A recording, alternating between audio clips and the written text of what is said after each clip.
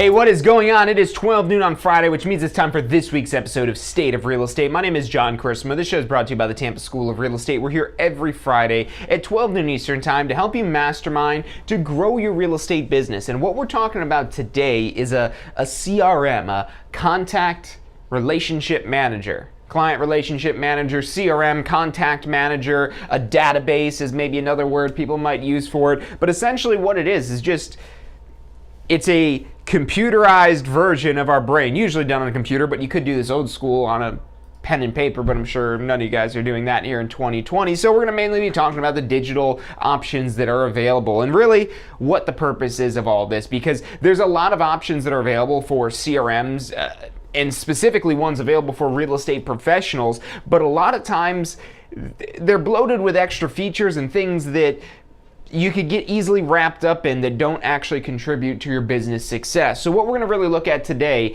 is what are those most important things you need to be able to do with a contact relationship manager, with a CRM, to be able to follow up with leads and convert those leads into contacts and convert those contacts into repeat business. And how do we build this so it automatically moves people through these steps and stages to constantly be keeping tabs on where they're at in the process of maybe buying or selling their next home, to keeping track of any information that's important to that particular client, all kinds of notes and things like that you can put in there, custom information, as well as just keeping an update of where they're at. So that way, when you're talking with people, it's not like you're starting over from scratch all over again. So a lot of neat things you could do with a contact relationship manager, a CRM, a database, a contact manager, lead manager, whatever it is that you want to call it. And it's something that's really powerful for building not just a real estate career, but a real estate business, a powerhouse business that constantly has business to be done. I'm sure you want to get there. We all do. So stick with us. I'm John Christma. We're going to be talking about contact relationship managers. You're watching State of Real Estate.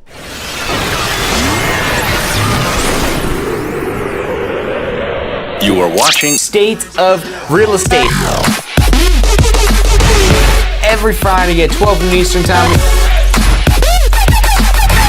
Grow your real estate business. You're watching State of Real Estate.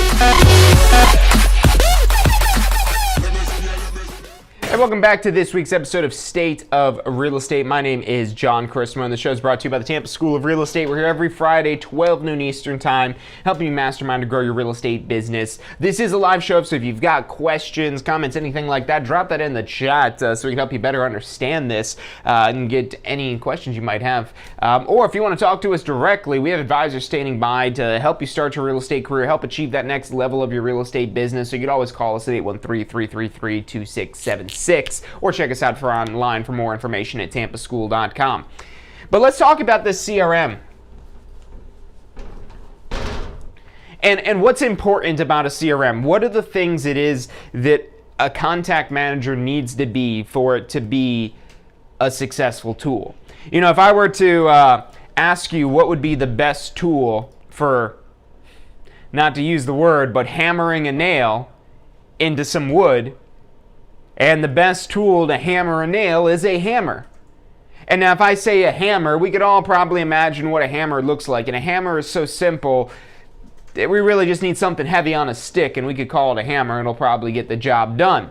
A contact relationship manager, however, is not quite that simple. And just because we call something a CRM does not mean it's going to be effective at what we need it to do. And one of the things I would say is probably one of the most important things is usability. And there's a lot of things that go into usability. Number one is the technical side of it. Is it super complicated where you're going to make mistakes, you're going to cause problems, it's going to be too difficult to do whatever it is that you've got to do? Is the technology helping or is it hurting that CRM? So that's a really important concept when you're evaluating options you have for CRM, is the technology. And if the technology if there's any sort of technology in it whatsoever, there's probably going to be some level of training necessary. Now, You wouldn't necessarily go to a class on how to swing a hammer, because that's probably pretty, figure that one out after a couple of swings. But a CRM, as again, it's not quite that simple. It's a very powerful tool, but it's like a Swiss Army knife a lot of times, where you got all these random things that might pop out. And like a Swiss Army knife, you know, we've all seen those little scissors that pop out of those little like Swiss Army knives, the little pocket knives. I mean, those scissors could cut stuff, but they're not the best scissors out there. So just because a CRM has some sort of feature, some sort of technology in it, doesn't necessarily mean it might be usable. It might be hard to use, you might not know how to use it. So one of the things that's really also important is the training, because that technology will be in your way. And all of these, they have complicated things they can do. Even the simplest CRM has some complexities and technicalities to it that you'll have to learn. But the good news is these technical pieces, this is stuff that can be learned. It's a little frustrating at first until you get the hang of things, but once you do, you could usually get past that. But the question really becomes, how complicated is it and how much training is necessary? Because as you get into more powerful CRMs, there's more features, there's more capabilities, and there's going to be a lot more training, which that's not to say one of those more powerful ones wouldn't be good for you, but is it easy enough to get started with it without having to know the super complicated stuff? So that usability is super important. And one of the other things that's really important to actually using a CRM is being able to access it. How difficult is it to access it? And really the best thing for where we are as a people today is, does it have an app? Because everything has a website. Everything has some website where you go into or something you can do on a computer. But the problem is we don't always have a computer with us, or well, unless we count our phone, which we can only really count if there's an app, because usually if there's not an app for it, even if you can get to it through a website, it might not be the most user-friendly experience, especially for something where you want to be able to quickly add a note. Let's say you just have a conversation, you just get off the phone with one of your clients, and you want to make a note on their profile. So that way you can notate whatever important thing it is that they've said in your CRM. Well, if you got a little app, you could probably pop that open, type in their name, pull up their profile, add a little note in, and done. Game over. Whereas if you don't have quite an easy process, again, going back to maybe you're doing this on pen and paper. Well, if you're doing this on pen and paper, well, you better have that little pen and paper with you, that little book with you, if however it is that you're storing this stuff here. Because otherwise, if it relies on us trying to remember that information, the longer we have to remember stuff ourselves, the more likely we're going to forget it. And that's why there's all these reminder apps and all kinds of things like that. But the problem with, say, using just the reminders that you have in your iPhone is now when you go back to review what things you've discussed with this person or what things have been done, if you don't have a profile, I'm going to put that up here because this is going to be a really important aspect of the CRM. If you don't have a centralized profile to store all of this information, you're going to be looking all over the place. And that goes back to the access. How easy is it for you to access this information? If you're only keeping this information in your head, it's going to be very difficult to access unless you've got like some sort of like robotic computerized brain. That's the case. If you've got like the Neuralink Elon Musk super brain to add on upgrade thing, then maybe you don't need a CRM, or maybe the CRM app is built into your head. I don't know. We're not quite there yet. That's not what really the mainstream, but who knows how we'll be practicing real estate in the future. But that would be really cool now that I say that you just have this whole database in your head, because that's what we expect our minds to do, but they don't do that. And so that's what we need to be aware of. Until they get the CRM somehow in our head, we've got to be able to access it easily so we could take down that note, where we could put down that information in their profile. So I want to really move this word profile up here to the top of the list, because I want to talk about this, because this is really one of the key things that any CRM really bases itself around, is a profile. Just like somebody might have a social media profile, and that social media profile, you go to somebody's profile and you're going to see all kinds of different things, especially maybe for Facebook. There's photos, there's posts, there's videos. Even on Instagram, they've got the photos, the posts, the Instagram TV, the reels, the stories, all these different pieces of information. But I like that Facebook example because of the timeline, because that's one of the most important features of the profile in your CRM is this timeline. Hey, when did they first contact us? How long ago, and how did they first contact us? If you've got this really dialed in to be connected to your website and a lot of your lead generation platforms, you're able to tell in a good CRM where this lead is coming from. Did this lead come from Zillow? Did it come from our website? Did it come from a mailer where they went onto a landing page and they filled out some information there about requesting how much their home could be sold for? So this timeline gives you all that information. Any notes that you're adding in are going to be inserted into this timeline. Any actions, any activities, again, if this is integrated in with your website, you could probably even see, the technology is available out there where you could see which properties your clients are actually looking at as well and which ones they're interested in. So it's really all about this, the data. It's there to collect and store data. That's what our brain does to a certain extent, but again, our brains aren't perfect. Whereas these, unless we go in there and delete them or there's some massive system failure, that information is always going to be there for us. With all the events that have happened, with the data of what properties they're looking at, and even just things of how you focus on them. Because it's one thing to have all the information, but information without implementation results in nothing. So you have to be able to implement this information. You might have all this data here, but now what can you do with it? Well, one of the most simple things that you could do with this data is really just categorize them as a buyer, a seller, or both. So that way you could speak to their specific needs and desires and what it is that they're most interested in doing. And you can kind of tell by their activity and behavior of what properties they look at on your website, what pages they look at on your website. And if you can't tell from that, well, when you're having conversations from them over the phone or via text message or whatever instant messenger you might be using, that you could notate that in here in the profile. You could update their status.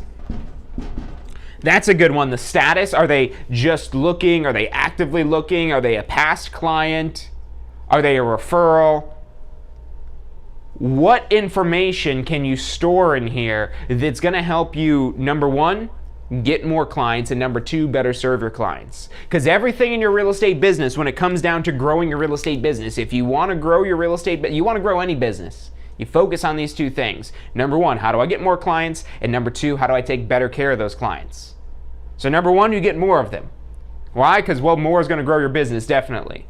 But the very important number two is how do you take better care of them? Because it doesn't matter how many clients you get, if you all treat them like crap and every single one of them would never use you again, you're going to quickly be out of business. So we got to focus also on that number two of how do we provide a better experience to our clients. And what that also does is that helps build our efficiency. So as we're bringing more and more leads in, we could work them through our process faster. But part of that is having the data and having the information so you could deliver the right information to them. You might have all kinds of great info, very important information about selling your home, but that's just going to confuse somebody who doesn't own a home. If somebody is a buyer and they're a first-time home buyer, they don't own a home, well, why would you tell them about selling a home if they don't even own a home yet? They need to know about purchasing the home. That's the information they're going to find relevant. Imagine the last time you searched something on Google and you're scrolling through the search results. Why don't you read every search result? Because you don't care about every search result. You're looking for the information that's important to your situation. And that's what our job is to do. Our job is to provide them the information that's important to their relevant scenario. And again, it's not just about buyers or sellers. It's about, what other information are they looking into? What are their concerns? What is their timeline? What is their timeline? When are they looking to accomplish this goal of buying, selling, owning, renting, whatever it is that they're planning on doing? When is their timeline that they want to do that? Who are the decision makers? Who are the people that are influencers that are important to this person? Very rarely when someone's making the biggest purchase of their life through real estate, is it their decision alone. And even when it is their decision alone, they still have those people influencing their thoughts and therefore their actions. And so we want to know who these influencers are and what their objections may be, because their objections can become our clients' objections as well if we don't resolve whatever concerns it is that they have.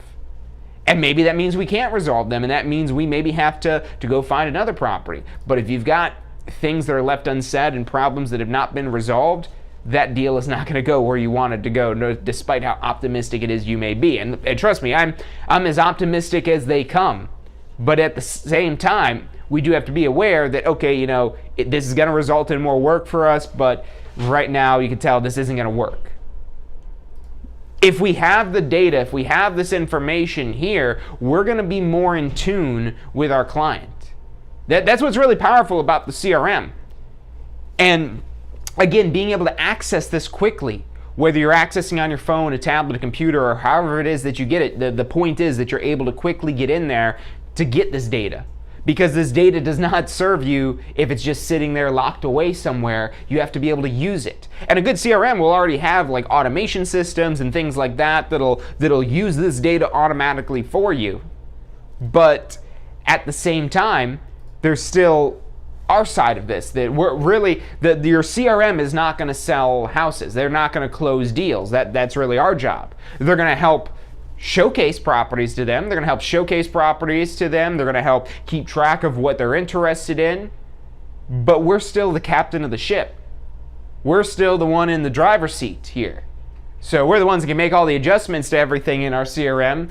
But at the same time, we have to also take in this data to figure out, okay, how can and this isn't something you always do, but let's say you've got a lead, and a lot of times agents will get stuck with somebody who wants to do one of these two things, but they're not ready to do one of those two things. And now, why is it they're not ready? So this is a big misconception a lot of new agents will have, is that when somebody tells you that they're not ready, that it's because that they're really not ready. And it's just that there's some arbitrary reason why they need to wait.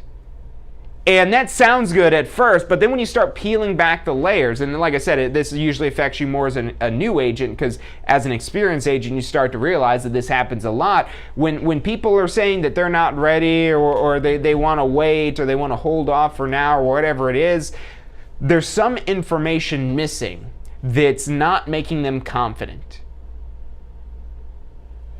There's something that they're concerned about that they maybe have not directly told you. And it may be a valid concern. And if it is a valid concern, then hey, look, we wait. We do wait. But let's figure out if it's really about waiting, if that's really the thing, or if that's just an excuse because you're scared, because you don't have the information, because you don't know how, because you don't understand the process. What are these other things that could potentially be going on here other than just the fact that you want to wait? And we do it all the time. I know I've been guilty of it, where you're in a store and somebody comes up to you and you're just immediately, hey, I'm just looking. Just looking. And it's almost like a reaction, an innate reaction. It's like, oh no, there's a salesperson coming. Hey, I'm just looking. Go away. Don't come over here. We're just looking. And what is that? What are we doing in this? Very rarely do we just have nothing better to do and we just wander into some place and we're just looking at stuff. That does happen sometimes, but not as often as people say it does. When people are going out into a store to go look at stuff, it's probably because they're considering buying it. And when people are looking at houses online, yes, that's extremely convenient. You don't even have to get off your butt to do this, but there's a lot more interesting. Look, I'm a realtor. My job is houses. But at the same time, you can't look at houses all day long. And yeah, you can to a certain extent, and people get really excited about houses, but the reason why you're looking at those houses usually is because you want those houses. And except for us in the real estate space here, because it's our job to look at them, but everybody else, they're looking at them because they want them, not because they're just looking. Now, why do they say that they want, that they're just looking as opposed to I want to buy this house? Well, it might be that they can't afford that particular house. It might be that whatever thing it might be going on. But just because they can't afford that particular house doesn't mean that they don't still want a house that's maybe a little bit nicer than what they have right now, and maybe something they could afford that's a little bit nicer than what they have right now, and maybe something that has some of those traits and characteristics of that more expensive house that they can't afford, but again, maybe has some of those traits and characteristics that are in a more affordable price point here. So don't be so quick to write people off either. That's what your CRM is there for. Your CRM is there to help you understand who are the people that are the most ready. And when they're not ready, your CRM is going to help stay in touch with them. Your CRM is going to help you remember who they are and what their concerns are, because again, you store that information in this profile, and your CRM is going to do some of that for you, depending how automated it is. And then we're periodically going in here to see, okay, who's looking at our emails, because the CRM could track that. It could track who opens your emails. Who's going on the website? A CRM could track that. They could tell you who's going on your website. Who's calling on the phone? Who's texting you? There are some things where you could get that to automatically pop up on here, and if it doesn't, then you want to make sure that you're notating that in there, that you're putting in a note that, hey, talk to them this day, they told me blah, blah, blah, blah, blah. And as much as we like to think we'll be able to remember that conversation, I would highly recommend you put a note in there about it, because maybe you can remember that conversation, but a lot of times you might not remember it until somebody mentions it, and then maybe somebody mentions when it was, or you see, oh, I had a phone call with them on this date, and maybe that jogs your memory. But even still, then I wouldn't rely on your memory. That's the whole point of the CRM, is to not rely on your memory. And it's funny how quickly days turn into weeks, and weeks turn into months, and months turn into years. Because you might have somebody that says, oh yeah, I'm going to be ready to start looking next week, and then 6 months later you still haven't heard back from them. Forget it. But the point being here is you don't know how long you'll need to retain this information for. And if you're not using this information, your brain is going to deem it unimportant and just erase it from your memory, basically. Your CRM doesn't do that. Your CRM doesn't take executive actions of what information to delete in here like our brain does. Our brain thinks it knows better than us and says, yeah, you know, that information, you don't need it. And we haven't quite figured out how to crack that code yet until Elon Musk comes around with his computer brains that we could stick up there. Maybe then we'll be able to remember everything. But until then, that technology is available. We just got to use these things to go put that in there, to type that in. And it can't just automatically go in there from our brain. And I say that joking, but that's really what you want the CRM to be. You want it really to be an extension of your brain, to where it has all of these details that you might need later. You might not need them now. It might not be obvious why you need them, but the more data, the more details, the more information it is that you have, the better it is that you'll be able to serve your client, because you'll better understand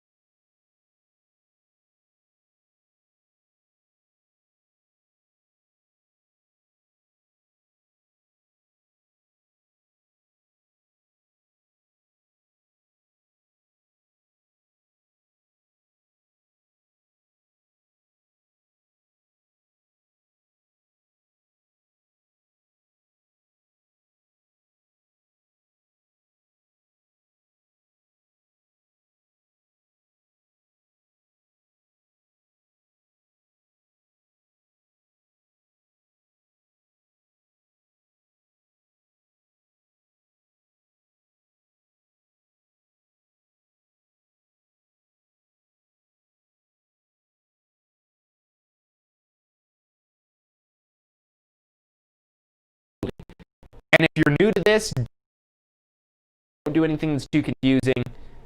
You don't ultimately have to stay with that system too for the rest of your life. Maybe with something that maybe down the road you could transfer and migrate stuff over to something that's more advanced and more powerful and probably going to cost more money, but maybe help you make more money because there's more things it could do. It's really easy to get wrapped up in trying to find that best thing right from the get-go, but look, trust me, at the end of the day, it just needs to help you get more leads and take better care of those leads. That's it. If you could figure out how to do those two things, it's better than not having any CRM. If you could somehow make it where, again, it's going to help you, and really, just the fact of keeping track of this information, if you haven't been keeping track of it already, just having a centralized place for all this, that's already going to help you take better care of your leads. And now it's just a matter of getting more of them. And by taking better care of your leads, you're going to close more deals, which is going to give you more commission, so you've got more money to reinvest to start turning on more ads and pumping more leads in and repeating this whole process. So again, it comes down to those two simple things to grow your business. Number one, getting more leads, and number two, taking better care of them. So that's the CRM. Like I said, this is something extremely important that you should have for really any business, but especially in real estate. And look, if you're not technical, you could start out with a pen and paper, a notebook or something like that, and literally just putting somebody's name on a page you have about them on that one page. That's about as old school as you could get doing it, but sometimes that's helpful because that helps you better understand the purpose of this. Because all the people selling these CRM systems, they're trying to pump it with every feature possible to make their CRM look like it's a better option than the other ones that are out there. And like I said, a lot of times that ends up with features that don't really help you accomplish those two goals. Maybe they're neat, but at the end of the day, they don't really do that good of a job of helping you either get more leads or take better care of those leads. And that's what your CRM is supposed to do. That's it. That's it.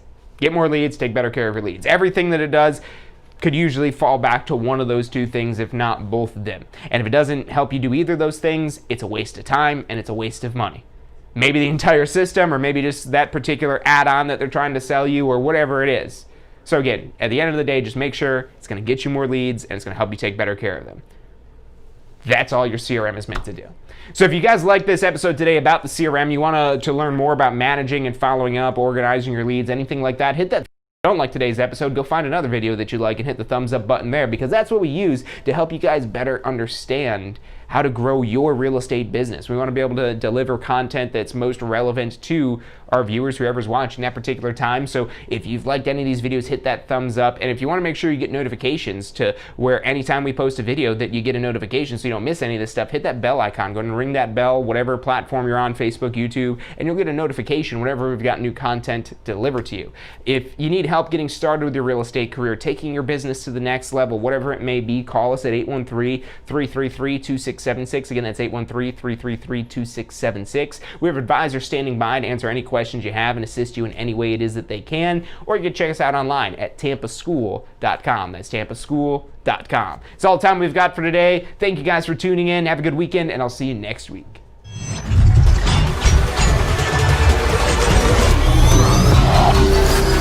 The most powerful tool to study for your real estate exam is the Question Simulator from Tampa School of Real Estate. We've used our years of experience in preparing students for the Florida real estate exam to bring you the most powerful exam study tool available. In the Question Simulator, you'll be able to go directly to a particular unit so you can focus on the sections where you need the most practice. We have also included the percentages of each unit so you know which units are the most important for your real estate exam. Every question will immediately give you detailed feedback, which is almost always more important than the question or the answer themselves. After completing all the questions in a particular unit, you can go through question by question and review any that you've gotten wrong. You could also print out a report at the end of each quiz. The Question Simulator from Tampa School of Real Estate is 100% mobile compatible, so you can practice with test questions anywhere you have your phone with you. Enroll now at questionsimulator.com and get ready to pass your exam. State of Real Estate. Every Friday at 12 noon Eastern Time. Grow your real estate business.